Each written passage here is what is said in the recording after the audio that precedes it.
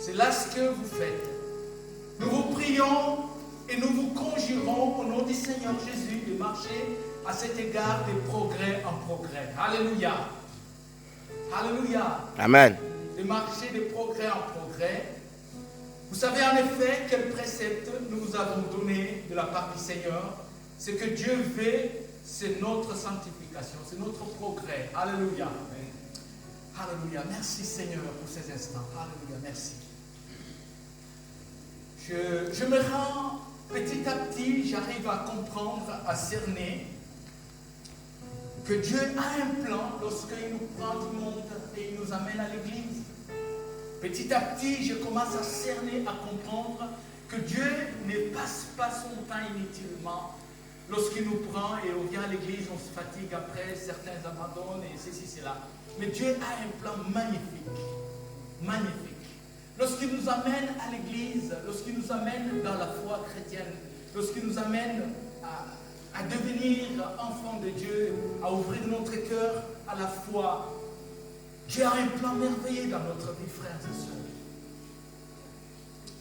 Très souvent, les gens n'y arrivent pas. Par exemple, nous avons chacun de nous des gadgets comme les téléphones.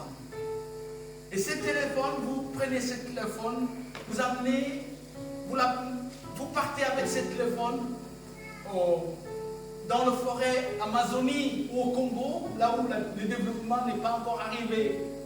Et vous donnez à un pygmée ou à un Indien dans l'Amazonie, vous lui dites, ce téléphone est rempli d'applications, vous pouvez même rentrer le compte à banque, vous pouvez même acheter en ligne avec ce téléphone, vous pouvez tout faire. Mais pour ces derniers, il est difficile parce qu'il ne connaît pas comment fonctionnent ces téléphones. Il ne connaît pas comment fonctionnent ces téléphones, ces gadgets. Il en est de même lorsque j'ai fait une petite étude, j'ai commencé à comprendre petit à petit qu'est-ce qui fait que les gens deviennent chrétiens. Et merci beaucoup. Qu'est-ce qui fait que les gens deviennent chrétiens? Et le feu qu'ils avaient hier, ils ont pris le même feu. Qu'est-ce qui fait qu'ils avaient le feu hier? Et d'emblée, ils ont pris le même feu. Et j'ai compris que la foi était quelque chose comme les gadgets. On va éteindre parce que des fois ça chauffe beaucoup et ça peut s'abîmer. J'ai compris que la foi était quelque chose comme les gadgets. Vous donnez à un enfant ces tablettes qui règlent tout le système de sonorisation. Cependant, s'il n'y a personne pour lui montrer comment appliquer, comment agir, comment faire, comment rentrer dans les applications, cet enfant va prendre ses tablettes, mais il peut même les jeter par terre. Nous avons compris que beaucoup de chrétiens ne comprennent pas. La Bible dit, Dieu est en train de dire dans sa parole, dans 1 Corinthiens, dans 2 Corinthiens chapitre 3, dans 2 Corinthiens chapitre 3, et puis quand vous continuez, il dit, ce trésor, nous l'avons dans le vase des terres. La foi chrétienne est une richesse sans commune mesure. Être revêtu du Saint-Esprit est une bénédiction sans commune mesure. Marcher avec Jésus est une bénédiction incroyable, frères et sœurs. Et très souvent parmi nous, nous ne connaissons pas comment les applications fonctionnent de la foi. Parce que la vie peut arriver que ça nous fatigue. Ça peut arriver que nous n'ayons plus la même force. J'ai appelé une sœur hier, je vais taire son nom, qui venait même lorsqu'on était au Warwick, qui me fréquentait, une caucasienne très bonne, une très bonne personne. Je l'ai appelée, elle me dit, mais Steve, je me perds un peu. Et après, j'étais un peu triste. J'étais un peu triste, je pensais, j'ai dit, et le Seigneur m'a dit une chose, il m'a dit, la foi, c'est comme un gadget. Un enfant qui ne connaît pas les applications, qui ne sait pas, tu prends le téléphone, tu amènes dans l'Amazonie, dans la forêt, plus grande forêt du Congo, au Botswana, là où il y a en Namibie, toute cette population qui vit dans le désert, qui se colore, qui met des peintures partout, qui vivent à l'état sauvage. Vous leur donnez un gadget, mais ils ne seront pas à travailler avec. Ils auront des difficultés à paramétrer, à faire des choses. Il allait de même façon lorsque nous devenons chrétiens, nous donnons notre vie à Dieu.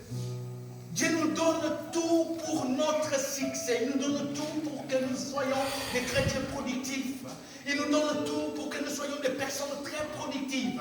Il nous donne tout pour que nous puissions vaincre. Il nous donne tout. La Bible dit qu'ils étaient aisés. Ils étaient des gens qui étaient reconnus qu'ils n'avaient pas une grande éducation à l'époque. Ceux qui marchaient avec Jésus, lorsque Jésus était monté lors de l'Assomption, ils sont restés dans la chambre haute, mais ils craignaient même le monde extérieur.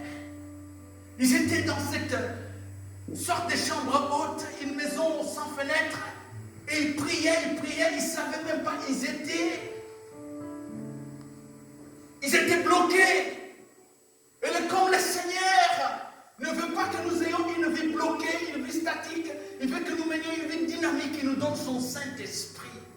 Et la Bible dit que le jour où le Saint-Esprit est venu, Pierre, lorsqu'il est sorti sur le riz de Jérusalem en train de témoigner, les gens se posaient des questions, ils me disent, mais c'est qui celui-là? N'est-ce pas? Ces hommes ont été reconnus comme des gens sans éducation.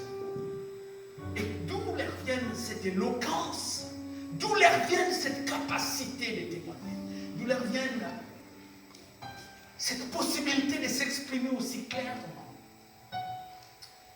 Je me rends compte que la vie chrétienne dans notre monde moderne aujourd'hui, beaucoup de nous ne savons pas. Nous ne savons pas alors que Dieu nous a tout donné. Il nous a tout donné. Il nous a tout donné. Alléluia. Dans Jean chapitre 15 ou Jean chapitre 16, Jésus est en train de dire aux disciples, il dit, tout ce qui est à moi est à mon Père.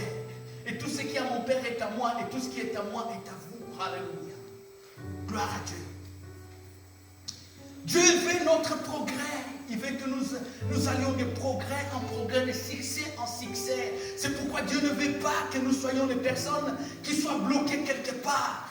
Il nous a donné, j'avais commencé, avant le jour inaugural, j'avais parlé de quelque chose qui était fondamental. Je parlais de la vie de l'esprit. Dans ce monde aujourd'hui, frère, si vous n'appliquez pas les applications, excusez-moi pour la tautologie, si vous ne mettez pas les applications du Saint-Esprit, les options comme dans une voiture, où le Saint-Esprit vous montre comment paramétrer, comment agir, pour avoir de la vitesse, pour résister dans le temps, pour avoir de la durabilité, vous n'y arriverez pas. Parce que Dieu nous a donné la force. La Bible dit qu'il nous a tout donné, tout ce qui doit participer à notre sainteté. Alléluia. Alléluia.